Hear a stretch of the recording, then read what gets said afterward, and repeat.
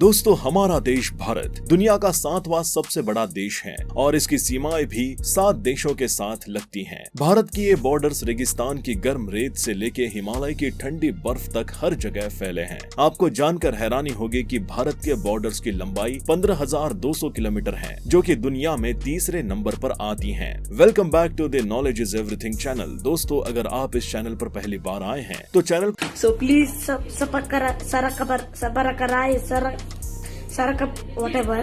तो चैनल को सब्सक्राइब जरूर कर लें। आज हम जानेंगे भारत के इन्हीं बॉर्डर्स के बारे में और जानेंगे कि आखिर कैसे भारत इतने लंबे बॉर्डर्स को संभालता है। तो बने रहें हमारे साथ वीडियो के अंत तक।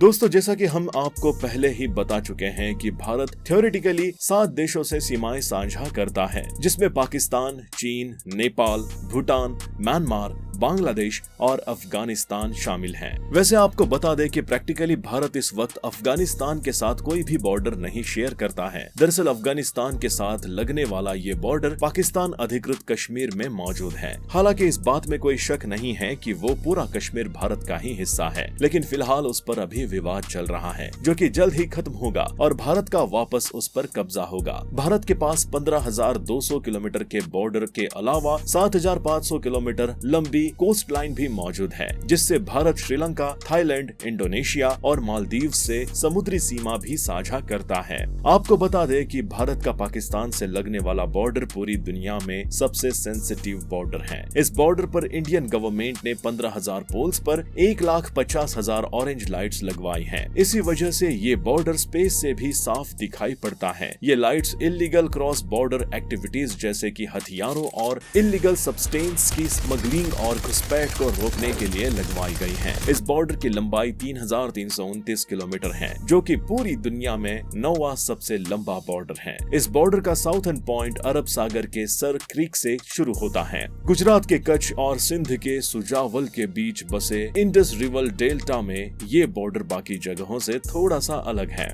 इस जगह बॉर्डर फेसिंग नहीं करी गई है। दरअसल यहाँ की फिजिकल कंडीशन ऐसी है भी नहीं कि यहाँ फेसिंग लगाई जा सके। इसी के साथ यहाँ पर कश्मीर के बाद भारत का दूसरा सबसे बड़ा डिस्प्यूट भी मौजूद है, जिसे सर क्रीक डिस्प्यूट नाम से जाना जाता है। 96 किलोमीटर लंबी इस खाड़ी पर पाकिस्तान पूरी तरह अपना अधिकार मानता है, जबकि भारत के अनुसार ये बॉर्डर खाड़ी के बीचों बीच स्थित है। इसके बाद ये बॉर्डर शकूर लेक से होते हुए रन ऑफ कच्छ की ओर बढ़ता है। आपको बता दें कि गुजरात से पाकिस्तान के बीच 553 किलोमीटर लंबा बॉर्डर है, जिसमें से केवल आधे पर ही फेंसिंग हो सकी है। दरअसल यहाँ का ज्योग्राफिकल रीजन ऐसा नहीं है कि यहाँ पर फेंसिंग बनाई जा सके और उसका मेंटेनेंस किया जा सके। कच्छ का ये इलाका कीचड़ और खारे पानी से भरा पड़ा है और ऊपर से यहाँ का एक्सट्रीम टेम्परेचर। यहाँ बॉर्डर अभी तक पाकिस्तान से लगे दूसरे बॉर्डर की तुलना में काफी पीसफुल रहा है। इसके बाद ये बॉर्डर राजस्थान में एंटर करता है, जहाँ इसकी सीमाएं पाकिस्तान के सिंध और पंजाब के साथ लगती हैं। इसकी लंबाई 1,048 किलोमीटर है।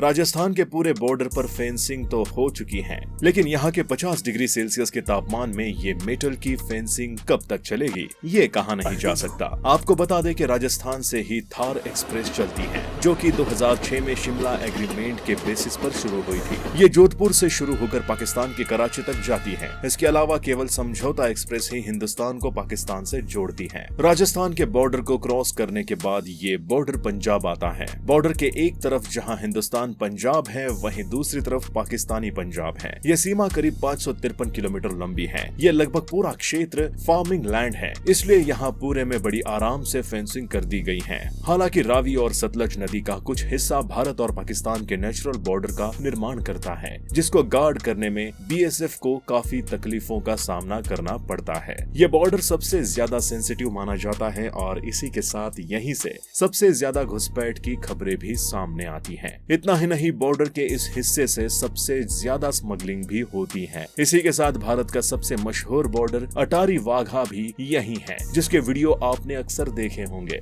यहाँ तक का बॉर्डर तो ऑफिशियली वेरीफाइड है, लेकिन इसके आगे शुरू होता है कश्मीर और यहाँ से शुरू होती है बॉर्डर की असली जंग। इसके आगे कठना, सांबा और जम्मू के बॉर्डर को इंडिया तो मानता है, लेकिन पाकिस्तान पूरे कश्मीर को ही अपना मानता है। जम्मू के आगे LOC यानी कि लाइन ऑफ कंट्रोल शुरू होता है। ये 1947 में इंडो पाक वॉर के बाद बनी सीज फायर लाइन है। ये एलओसी तकरीबन 700 किलोमीटर लंबी है। इसके आगे शुरू होता है काराकोरम रेंज और यहाँ मौजूद है सियाचिन ग्लेशियर, जहाँ का तापमान -60 डिग्री सेल्सियस के आसपास रहता है। इसी के दूसरे छोर से शुरू होती है LAC यानी कि लाइन ऑफ एक्चुअल कंट्रोल, जो कि 1962 के इंडो चाइना वॉर के बाद बनी थी। दोस्तों, चीन और इंडिया के बीच 3488 किलोमीटर लंबा बॉर्डर है, जिसमें कहीं भी फेंसिंग नहीं लगी है। इसका कारण इस पूरे बॉर्डर का जियोग्राफिकल लोकेशन है। इसी के साथ दोनों देशों के बीच हिमालय की ऊंची पहाड़ियां मौजूद हैं, जो कि दोनों ही देशों को अलग करती हैं। लेकिन फिर भी ये बॉर्डर पाकिस्तानी बॉर्डर से कहीं ज्यादा सेंसिटिव है। चीन अक्सर भारत के अरुणाचल प्रदेश पर अपना हक जमाने की कोशिशें करता रहता है, जबकि इंडिया अक्साई चीन पर अपना हक मानता है। ये इंडिया चीन बॉर्डर 3 पार्ट्स में बटा हुआ है: वेस्टर्न सेक्शन, मिडल सेक्शन और ईस्टर्न सेक्शन। इसमें वेस्टर्न सेक्शन के गलवान वैली में 2020 में दोनों देशों के बीच थोड़ी लड़ाई भी हो गई थी। इसके बाद मिडल सेक्शन में कोई खास दिक्कत नहीं होती है, लेकिन फिर शुरू होता है ईस्टर्न सेक्शन, जहां कई बार दोनों देशों के बीच क्लैशेस देखने को मिले हैं। इस देश के सिक्किम और अरुणाचल प्रदेश में अक्सर दोनों देशों की आर्मी के बीच अक्सर क्लैश देखने को मिलता है। तो चलिए अब नेपाल पर भी नजर डाल लेते हैं। नेपाल बॉर्डर बड़ा ही पीसफुल बॉर्डर माना जाता है। ये बॉर्डर 1770 किलोमीटर लंबा है, जो कि 1860 में ब्रिटिश और नेपाल के बीच हुई सुगौली संधि के अनुसार बना हुआ है। ये नेपाल, इंडिया और चीन के ट्राई जंक्शन से शुरू होता है। आगे ये बॉर्डर शारदा रिवर के साथ साउथ वेस्ट डायरेक्शन में आगे बढ़ता है। इसके बाद ये बॉर्डर हिमालय, शिवालिका और गंगा के प्लेन रीजन तक जाता है। बहुत सी नदियां नेपाल और इंडिया का बॉर्डर क्रॉस करती हैं, जिनमें घाघरा, राप्ती, गंडक, बागमती और कोसी शामिल हैं। इंडो नेपाल का बॉर्डर सिक्किम से 99 किलोमीटर सीमा साझा करता है और वहीं ये नेपाल, इंडिया और चीन ट्रांजैक्शन पर खत्म हो जाता है। इसी जगह पर भारत का सबसे ऊंचा पर्वत कंचनजंगा भी मौजूद है। आपको बता दें कि भारत का नेपाल के साथ ओपन बॉर्डर है, इसलिए दोनों देशों के नागरिकों को आने जाने के लिए वीजा नहीं लेना पड़ता है। इसलिए हर रोज हजारों लोग बॉर्डर क्रॉस करते हैं। फिलहाल नेपाल के साथ भारत के बॉर्डर पर कोई खास डिस्प्यूट तो नहीं है, लेकिन काला पानी रीजन और सुस्ता रीजन में थोड़ा बहुत क्लैश देखा गया है, जो कि कोई बड़ी बात नहीं है और वो बहुत जल्द सुलझ जाएगा। नेपाल के बाद एक और बॉर्डर है जो कि काफी पीसफुल है, और वो है इंडिया और भूटान का बॉर्डर। भूटान सिर्फ 2 देशों से ही सीमा साझा करता है, जिसमें पहला भारत और दूसरा चीन। भूटान की चीन से बनती नहीं है। ऐसे में भूटान के साथ भारत का कोई डिस्प्यूट ना तो अभी है और ना ही कभी होने की उम्मीद है। इस बॉर्डर की लंबाई 699 किलोमीटर लंबी है। ये बॉर्डर भी नेपाल की तरह ही ओपन बॉर्डर है